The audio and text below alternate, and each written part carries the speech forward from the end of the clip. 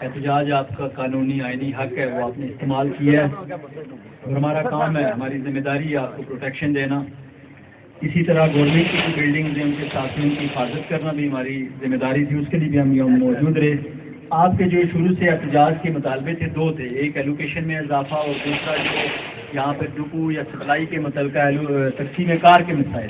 اس پہ آلریڈی آپ سے 3 میٹنگ جو احتجاج کے ذمہ داران تھے، پوری کمیٹی، صدور اور نگران اعلیٰ، ان سے ہو چکی تھی اور آج فائنل ہوئی ہے، اس پہ کام ہو چکا ہے. قیمتیں، تقسیم، آبادی، ڈیلر، الحمدللہ اس سے محکمے نے کام کیا اور انہیں 20-25 دنوں کے اندر زیادہ کام ہوا ہے. اور ایلوکیشن کے سلسلے میں ہمارے ڈی ایف سی صاحب نے یہاں تمام ڈیلر سے میٹنگ کی، میٹنگ کر کے ڈیٹا لیا، کتنا آٹا چاہیے، ڈیلر کہاں پہ زیادہ ہیں، کتنے کم ہیں، کہاں پہ آٹا دینا ہے، کس ریشو سے. وہ جا کے پھر اس محکمہ کے جو حکام بالا تھے ان سے مظفر آباد میں پچھلے ہفتے میٹنگ ہوئی، اپنی انہوں نے مسائل پیش کیے، وہ سفارشات آپ وزیر اعظم صاحب کو پیش ہوں گی.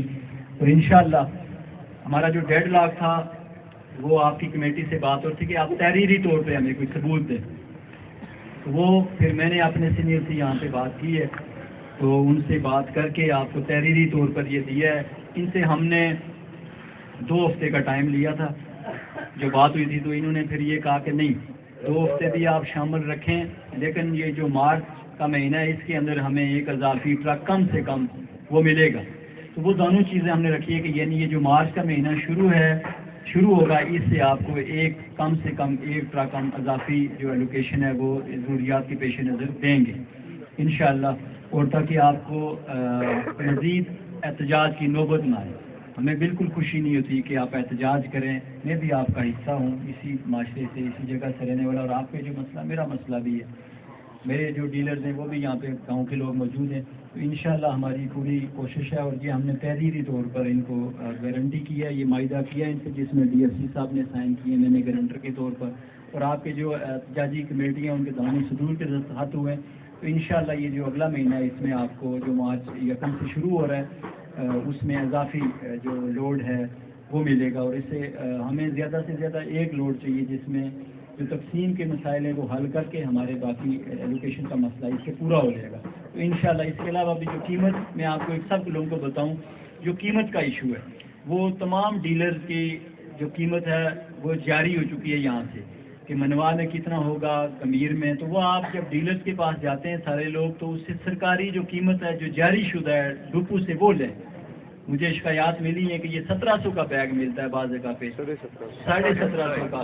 تو یہ پلیز یہ 1750 کا بھی تو سرکاری ریٹ ڈپو سے جاری شدہ ہے، آپ ان سے وہ مانگیں. اگر پھر بھی آپ کو کوئی مہنگا دیتا ہے یا نہیں دیتا اس ریٹ پہ تو آپ متعلقہ ڈپو کو بتائیں. اس پہ واضح فیصلہ ہو چکا ہے کہ اس بندے کی ڈیلرشپ منسوخ ہو، تاکہ ایلوکیشن کے ساتھ ساتھ آپ کو یہ جو 200 روپیہ 150 روپیہ آٹے کی اضافی چونا لگتا ہے یہ نہ لگے.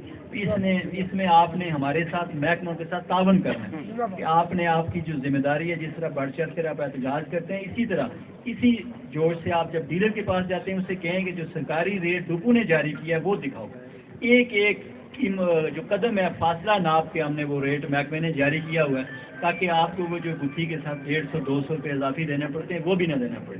تو میں آپ سب کا شکریہ ادا کرتا ہوں، بالخصوص انصار صاحب کا جو صدور ہیں ان کا، ملک الیاس صاحب، اسکندر صاحب کے آپ نے پورا تعاون کر کے پرامن طریقے سے یہ چیزیں سیٹل ہوئی ہیں. اور انشاءاللہ اس پہ میں نے گارنٹی کیا کہ میں اس پہ عمل کروا کے آپ کا یہ مسئلہ حل کروں.